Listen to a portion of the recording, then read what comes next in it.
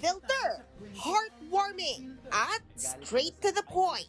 Mula nun, binabash ka na maramot ka, basta pagkain, matakaw ka raw, patay gutom ka. Balik TV5 na nga ang OG Showbiz Insider na si OG Diaz para ibahagi ang kanyang heart-to-heart talk sa mga paborito niyong personality sa OG Diaz Inspires. Yung ating mga panayam dito inspiring, inspirational para makapagbigay ng motivation sa mga kababayan natin na uubusan na ng pangarap, nawawalan na ng pag-asa. At ito yung OG Diaz Inspires. So sisimulan namin ito sa pamamagitan ni Barbie Imperial, yung aking panayam kay Barbie Imperial, at kung paano niya itinaguyod yung kanyang pamilya.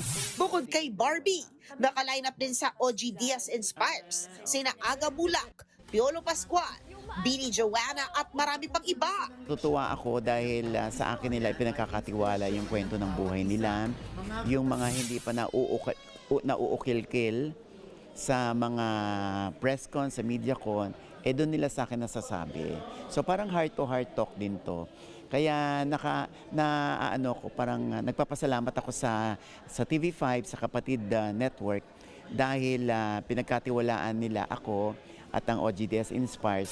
Sa dami ng kanyang mga na-interview, may isa pa pala siyang dream na maka-heart-to-heart talk. Napakamasalimuot din ang buhay ni Miss Corina, no? At alam ko yung tapang na yon may lambot sa likod.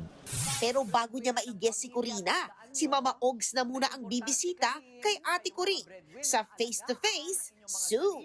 Mapapanood ang OG Diaz Inspires this Saturday, 4:15 p.m. sa Weekend Trip ng TV5. Nagbabalita mula sa Frontline, MJ Marfori, News 5.